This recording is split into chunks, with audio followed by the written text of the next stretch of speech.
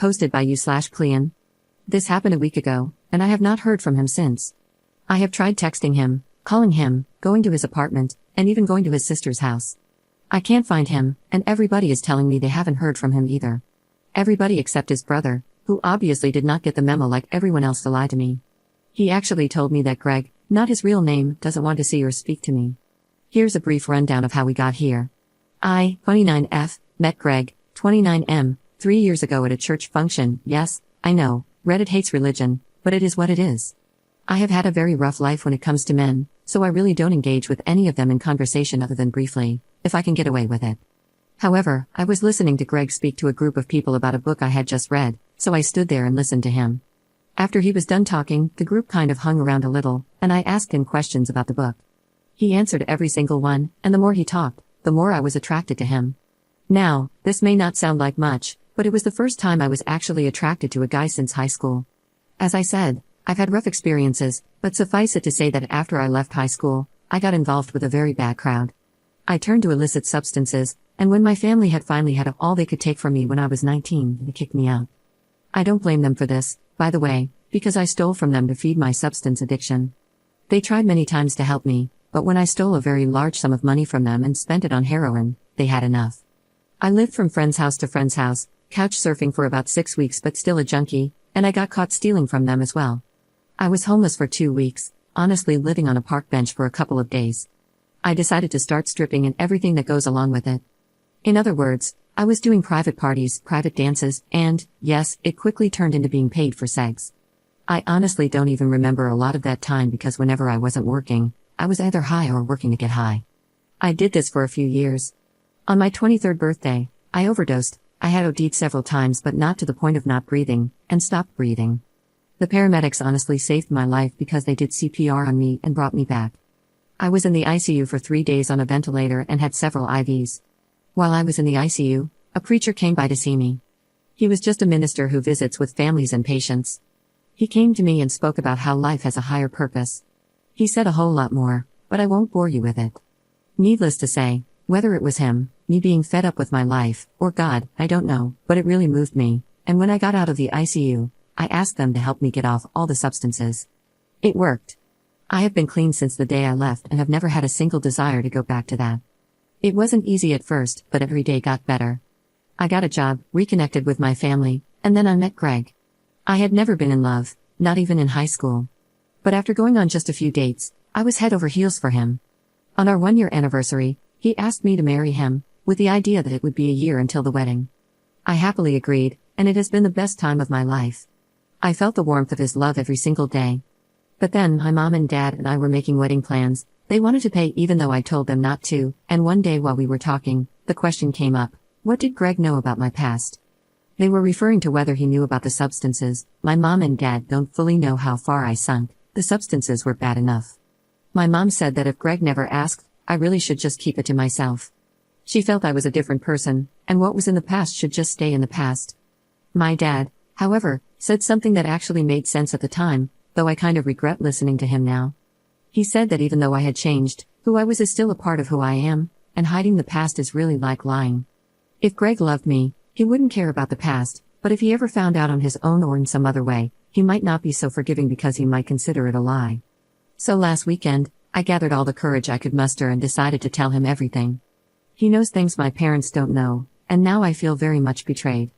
At first, he thought I was joking, but when I assured him I was not, he got quiet and said he appreciated the honesty. He said he didn't know how he felt and needed time to think. That was a week ago. I let him have Saturday through Saturday, only texting him a couple of times just to let him know that I still loved him and to check that he was okay. I also told him that if he had any questions, he could ask me. Well, he never responded, and it has been a week since I've heard from him. I don't know what to do. He has been my rock since we got together. When I've been down, he has picked me up. When I've been sad, he has made me laugh. I truly hope I have not hurt him. I think that would be the worst thing of all. I know my past life was horrible, but it has been 6 years since I've been completely out of that life.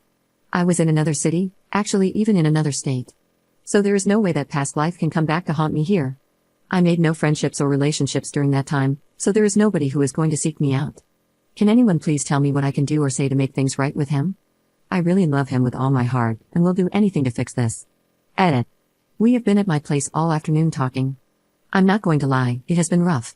I've cried more today than I've ever cried in my life, but we are talking, and as of now, we are still together, just no longer engaged, at his request. By the way, all of the crying has not been sad cries, he has also been very open about his past, and it touched me that he felt compelled to be this open when he didn't have to. I don't know if anyone really cares, but I'll try to write a full update later tonight. Thank you all so much for the words of encouragement. It has helped me far more than you will ever know. Update 2 days later.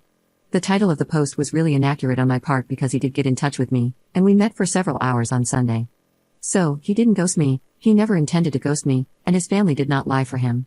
In fact, before we had time to talk at church, his brother came to me and apologized for the way he handled my phone call. He said he clearly did not understand his brother's wish to be alone to think and had interpreted that on his own to mean that he didn't want to talk to me. The rest of his family had no idea there was any significant problem and did not know where he was because he went away for the week and told them to only contact him in case of an emergency. Obviously, they knew something was up, but they had no idea.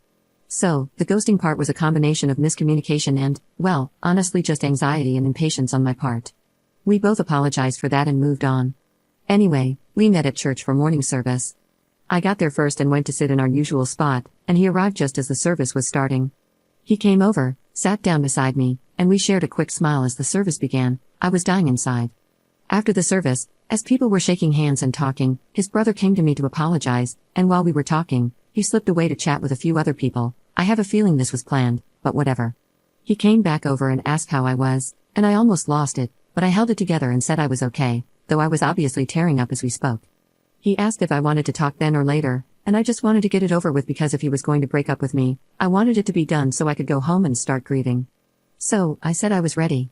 He said he really wanted to talk somewhere private and asked where I'd prefer to go, and all I could think of was my place so I wouldn't have to drive afterward. He followed me home, came inside, and said he really wanted the conversation to be civil, not a good sign. By this point, I was already a bundle of nerves, so I blurted out, "Are you going to leave me?" Obviously, I was crying as I said this.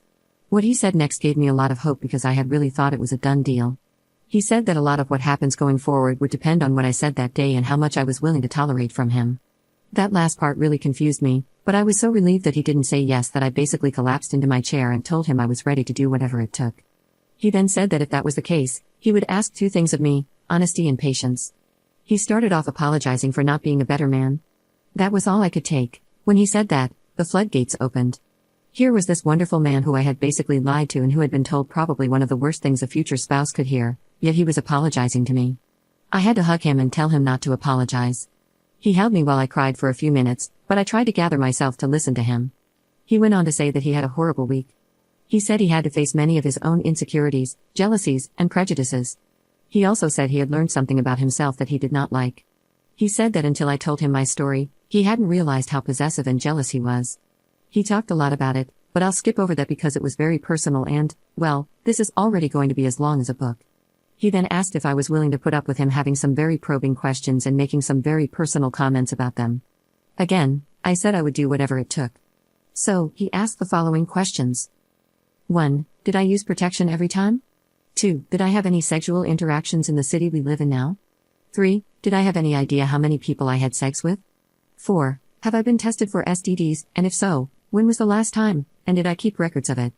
5. Am I willing to be tested again and even in the future? 6. Did I ever have sex with anyone without them being a customer? 7. What types of substances did I take? 8. When was the last time I took substances? 9. Do I feel any need or desire to take substances since the incident occurred? 10. How can I guarantee that I won't turn back to substances in the future? 11. Does sex have real meaning for me, and do I enjoy it, or is it just something I do to be close to him? 12. How much money did I steal? 13. Did I pay back the money? 14. Have I ever stolen money or anything else without it being for substances? 15. How can I guarantee him that I won't steal from him in the future? It took several hours to answer these questions because I often had to stop and compose myself, but I answered each one as honestly as I could. He often told me I didn't have to answer if I didn't want to and kept apologizing for asking, but he said he needed to know in order to move forward. He then listed his concerns and asked if I really wanted to work on them with him, saying he would understand if I didn't. I told him I wouldn't be there if I didn't want to try. His concerns were as follows. A. He is afraid that if times get rough in the future, I might steal from him or his family. Honestly, I was surprised by this, as it wasn't something I thought would be an issue, but it was the first thing he mentioned. To be fair, his family owns a business. They aren't rich, but they aren't poor either, so I guess he's worried that if he takes over, I might steal. B. He has an irrational fear that once a junkie, always a junkie. He said he doesn't know how strong he is and that it would be the end of him if we stayed together and I fell back into that world. C. He fears sex will be an issue going forward. He said he's had horrible intrusive thoughts all week. The fact that I've been with so many people and done so many different things makes him afraid that nothing would ever be special. He's worried he'll become bitter, feeling like we're just having sex for him, and that this would significantly diminish his desire for me. I listened to him and answered each concern as best I could. He acknowledged that many of these fears were things I could never fully guarantee, but he just needed to express them. I told him I understood and had already anticipated that some of this would come up. We spent several hours discussing everything, taking breaks so our emotions wouldn't overwhelm us. He went through a range of emotions, but I knew I had to let him if I wanted this to work. He told me he was willing to stay and try to make it work because he really loves me. Obviously, my heart leapt at this, and I cried again. You'd think with everything I've been through, I'd be tougher. However, he said he didn't feel we could go through with the wedding as scheduled and that he would like to end our engagement and continue dating, exclusively, for a while. He said that while he believes me and feels like he knows me, he wants to take the time to reassess everything from a new perspective. I took off my ring to give it to him, and for the first time, he broke down and cried. He told me to put it back on and said he just wanted to postpone the wedding, not end the engagement. I told him we could do whatever he thought was best. He said we'd tell people we were postponing due to scheduling conflicts and would announce a new date later. Then, we had to decide what to tell our families. He said he'd tell his family he was feeling pressured at work and got upset over a misunderstanding about time away. I told him I would say whatever he wanted. He said it was best not to tell anyone else about my past, except for our minister, as we are going to start couples counseling. We both agreed to this. As for my family, this was where the one problem of the day arose. He had assumed my family knew everything. I told him they only knew about the substances and stealing. He thought my parents should know because they are paying for the wedding, and canceling events might cause issues. He didn't want them to think it was just because I used substances years ago. It wasn't a deal breaker for him, but he felt it was the right thing to do. However, he said he would abide by whatever I thought best. I really don't want to tell my parents. What I did was bad enough, stealing and using substances, but if they knew I stripped and sold myself, I don't think I could ever look them in the eye again, and they have been so wonderful to me since I came back. In conclusion, this ended better than I ever dreamed possible. Yes, I know he has a diminished view of me, and he was really upset that I waited so long to tell him, but he said that once he gets over the initial shock, he will try his best not to bring it up again. He truly is a wonderful man, and I am so very lucky that God put him in my life. Edit. Wow, there are a lot of serious misconceptions being sent to me via DM about my life. Let me make this clear, I did not grow up in an abusive household. I was never SA'd as a child or teenager. I had a loving family whose hearts I broke through my own actions. I am blessed beyond words that they have accepted me back and have been nothing but loving and supportive. Both of my parents are my heroes. My mom was just trying to protect me, she wasn't trying to be my accomplice. Secondly, to address this here, if I wanted to stay with him, I had to let him ask me those questions. He gave me every opportunity to shut it down, and even several times while we were talking, he asked if I wanted him to stop. He was hurting, by his own words, from his own insecurities. Answering the questions, even as uncomfortable as they were, bonded us in my opinion because he actually engaged in conversation with me and listened to everything I said. Besides, some of my answers are not nearly as dramatic as some of you have believed. Second update 1 month later. First off, things have been great between us. I mean, there have been issues, but nothing that I didn't expect or anything that I can't handle. I'm still happy that he is in my life. When I last left off, he had asked me to tell my parents because he was afraid they would think he was being overly critical of a previous substance habit. But he also told me that he wouldn't make that a deal breaker, he just thought it would be a good idea. Well, after thinking about it more, I just felt like I did not want to have to tell my parents about that part of my life. I believed with all my heart that they would have supported me, but I just did not want to go through all the emotions of telling them. I explained this to him, and he was fine with it. He said he respected my thoughts on it and would never say a word to them. I decided on my own to tell them that we were postponing the wedding.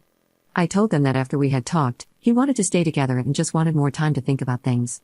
I thought this was best because I didn't want him to be there to have to explain anything. If something came up, I did not want him to feel trapped. I told them, and they were disappointed, obviously, but they understood. He had given me money to give them to pay back their deposits, but they said they did not want it and told us to keep the money. I thought that was the end of it.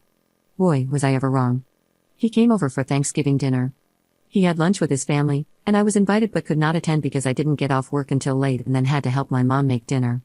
He got to my parents' house around 4 or so, and we ate dinner at 5:30. My parents, both sets of grandparents, and several cousins were there. Dinner went fine. We ate, and everybody was having a good time until my cousin, who is several years younger than me, 12F, asked when we were getting married. There was a long, it seemed forever, awkward silence, and he just sat there looking at me for guidance. He spoke up and said, "Probably next summer," to which my mother's mother heard this and, obviously, nobody had told her that the date was off. Well, she proceeded to ask if she had the dates wrong in her calendar, to which my mom quickly jumped in to say there were scheduling conflicts. Well, that should have been it, but instead of accepting that, my grandmother started asking about what scheduling conflicts there were and, if it was the church or minister, she was determined to get this straightened out. This went on for a good half hour, and I could just tell by the look on his face that he was sick of it. He never said a word, but he looked very upset. Finally, my family started to leave at about 8:30 or so. After everybody said their goodbyes, he and I went back to the living room and sat on the couch. I apologized profusely to him, and he said he was fine, but I could tell he wasn't really fine, although he was starting to be less tense. My parents came back in from the front porch after saying goodbye to their parents. They sat down, and my dad apologized to both of us, saying that our family means well but can sometimes be overbearing. The three of us laughed, but I noticed my mom wasn't laughing. My mom proceeded to take a bad situation that was under control and actually ending, only to decide to dump buckets of gasoline on it. She said she felt bad for her mom because she thought she was upset about my grandfather, my mom's dad, having health issues and fearing he wouldn't live to see my wedding. Here is where it all went to hell. She said it was silly to postpone things over a substance addiction that hasn't been a problem for several years. My boyfriend just sat there, but I could physically both see and feel him tense up. I was holding his hand. My dad spoke up, and he and my mom started arguing over it. From what they were saying to each other, I could tell they had discussed this after I had told them, no surprise there, and it was evident that, even though my dad was trying to be polite and make my mom stop, he pretty much felt the same way. I just couldn't take it anymore. I felt absolutely horrible for Greg. He not only had to sit through my grandparents' questions but was now having to endure my parents' confrontation, and everyone was blaming him for all of this. It wasn't fair to him. I spoke up and told my parents that I needed to talk to them and that they needed to stop arguing and stop blaming Greg for any of this. He squeezed my hand, indicating that I should stop. I looked at him, and he shook his head no. I told him that, no, this was not fair to him, and ultimately, it wasn't fair to them either because they were blaming him for the wrong reasons. Obviously, this got their attention. I went ahead and told them that after they had kicked me out of the house, I had no home, no job, no education, no skills, nothing. I only told them that I became an exotic dancer. I just couldn't bring myself to tell them more. But they aren't dumb. My mom immediately gasped and started to cry. My dad just sat there, dumbfounded, and tried to calm her down. My mom, after being hysterical for a few minutes, apologized to Greg. She said she had no idea and that he was a wonderful man for staying with me even knowing that. I'm not too sure how I feel about that statement, but I guess, in the end, she was coming from a good place, I think. The main thing was that it did take the blame off of him. My dad tried to lighten the mood by saying that this was just a typical Thanksgiving, trying to be funny. I asked Greg if he would mind if I talked with my parents and that I would see him on Friday. I walked him out, and we kissed goodnight.